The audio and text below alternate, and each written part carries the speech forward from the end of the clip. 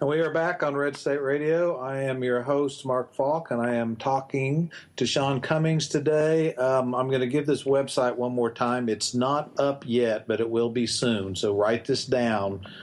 Commit it to memory if you have such a photographic memory that you can do that. I don't, hence I write things down. Student Mentor Project USA.com. That's studentmentorprojectusa.com, and that should be up and running fairly soon. And we're talking about you're going into schools, and this is a new program, and you're beginning to speak to high school students. We talked about how we have such a really dismal college graduation rate. Right. There's a lot of reasons for that, and one of them is that we've gutted higher education so much that I went to college on a $1,000 a semester, I believe, BEOG grant, which was a basic educational opportunity grant because we were poor. Right. That wouldn't even pay your parking fees anymore, your student, activity fees in college. So KU was $875 a year for me. $875 a year. Yeah. Yeah. Yep. And that's a class now. That's literally a class. Yeah, it's insane. I know a lot of people graduating with six-figure, $100,000 student loan debts. Yeah. So college is less and less of an option, not just because of the fact that, well, this person isn't cut out for college. And that's true in a lot of cases. Right. The jobs aren't necessarily there when you get out that used to be there because we have gutted so many industries in America. But at the same time, it's become so unaffordable that what used to be lower middle class and below had a hard time. Now, middle class can't even send their kids to college. Right. It used to be a thing that if you saved a small amount per month, you could get them through.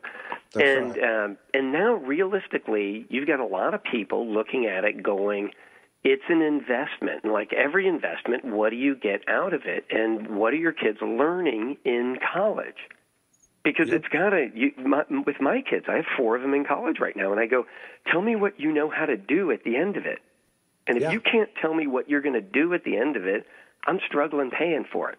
Yeah, and the fact that you spent all this time, this money, this chunk of your life to get a piece of paper, and then what is that piece of paper actually worth? Mm-hmm. There's so many people that are, and when I ran my tile and marble company, and I ended up working on Toby Keith's house and people like that, very high end. We got to do some amazingly artistic stuff.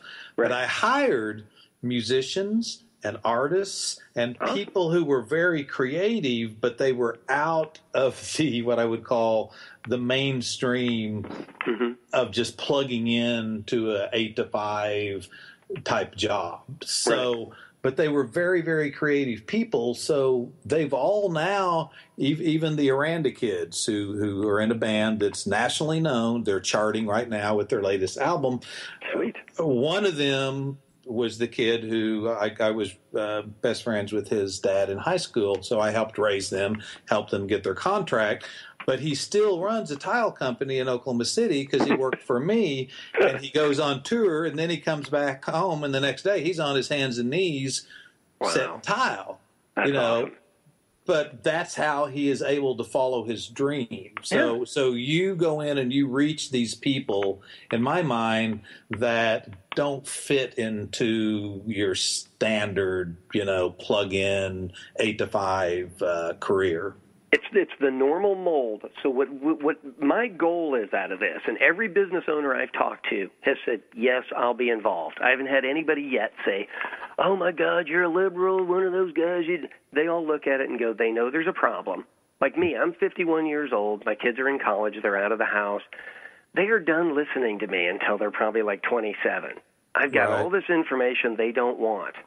And there is a pool of kids out there. And I'm not saying they're from fatherless homes or anything else. They're from homes where this information isn't available. Right. And I will readily give it to them because you know what? I want to see them succeed. And so I'm tired of being a middle-aged white guy who watches this stuff go down the drain and does nothing about it. And Right. so I said, I'm going to do something about it. And so Right. it's easy to solve. Here's the thing. When the website's up, if you're a business owner, you'll be able to log in and you'll be able to sign in and say, I want to be part of this. I don't care whether you're a great speaker or not. I did theater forever, so I'm probably a better speaker than most. That'll be my shtick. I get to go in and sell everybody on the program. Maybe you're better at math. Maybe you're better at accounting. So when they go to watch the video of how to do payroll, maybe you're the guy we have on video. So you show everybody how to do payroll. Maybe you're the one that's better at conflict resolution with employees. Maybe you're the one that they get to watch the video on conflict resolution. What we want to do is have all the different videos on the second and third page. For the kids that get to those pages, we want this to be their business resource center. That's an identifiable mode. They can log into this thing. They go to the first page.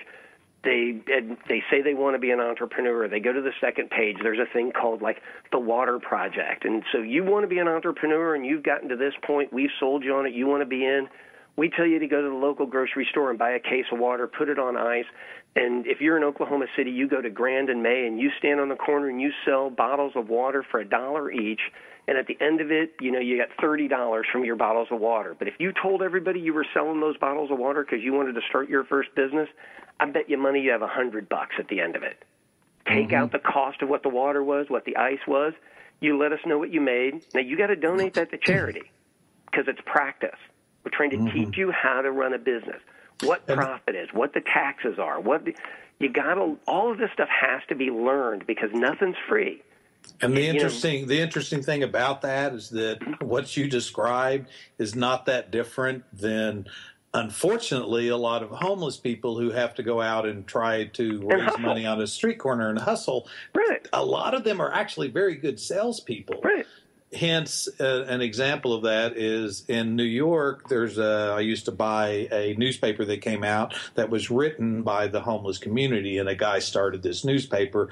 We've since replicated something very similar to that called the Curbside Chronicles. Right. Yeah, you sit down at Classen. Right. That's right. And those are homeless people who are selling it and then keeping a percentage of it. So now instead of having to sell drugs or hustle and be homeless and lose your pride, because you lose your pride and your self-respect and your dignity. They're now selling something that people look at this and go, wow, this is amazing. And it is. It's a good newspaper. So you've taught them that, and at some point in New York it's succeeded that these people get off of the streets. That's right. And you're doing the same thing. You're teaching them how to project yourself as a person who can succeed without just falling into the abyss, frankly. Think of it this way, Mark. Okay, you know this from owning your own business. Without sales, you have no business. I don't care who you are, the single most important thing is sales. You can develop any product you want, you got to learn to sell. There's 4 different types of entrepreneurs. There's different videos and books on it, and some of them are, the isolated entrepreneur. They still got to get somebody to sell. So if you're the inventor, you still got to find somebody like you and I that can go sell.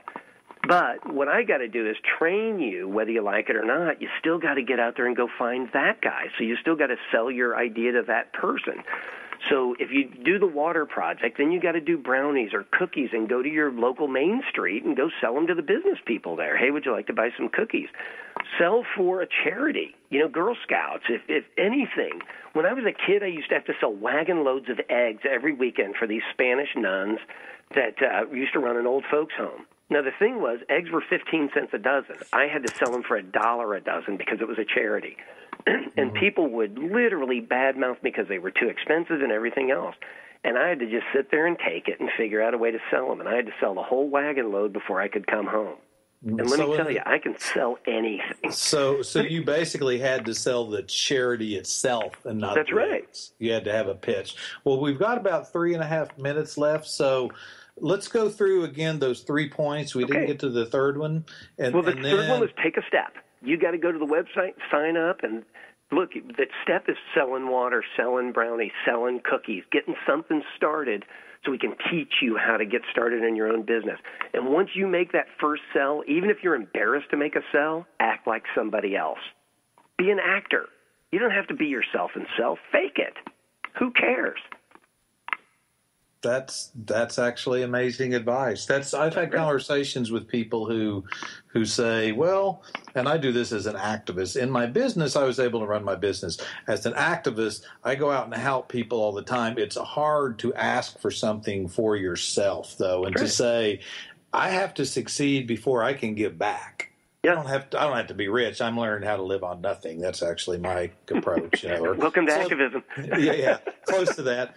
But at the same time, if I'm struggling and stressed all the time, I'm less effective on the things that I believe in and my passions, Yep. So no matter what your goals are, whether it's like you said, I want to buy this car or I want to feed my kids, it doesn't matter what your goal is. Learn how to be your own advocate. That's right. And I think that's a good thing. Okay, give us one more time the 3 things. Let's name them off real quickly. We're down to a couple of minutes, and I think this is important for people to know. And then one more time, tell them where they can go and how they can get involved in the program. Make a plan. Get a mentor and take a step. 3 really easy things. Make a plan, get a mentor, take a step. And just write this down. We'll have the website up here in a week or so, studentmentorprojectusa.com. And that's if you want to be a student, teacher, or if you want to actually be a business owner, be a part of it. And, Mark, I want you to be a part of it because you're doing the tile thing. You can get involved too. Absolutely.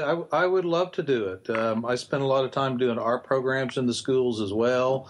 I actually got to take pride in the fact that these inner city kids, mostly from Northwest Class, and they all came through Gabe Aranda. Anytime I needed a worker, I was like, who do you got? And he'd say, here's this kid who moved here from Honduras 8 years ago. And they turned out to be the most amazing employees, the people you train yourself. And like I said, 10 of them are out, and they're the best tile setters in Oklahoma, and they're running their own companies. So I've created 15 to 20 companies off the back of mine.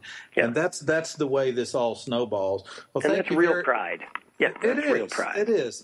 Thank you very much for being with us. I want to have you on again. And I would love to. Once you get the site up, let me know, and we're going to direct people there, and we're going to make this thing fly. It's a great idea. It's a great solution. Thank you. All right. Thank you, everyone. We will see you next Thursday on Red State Radio. Be good to each other.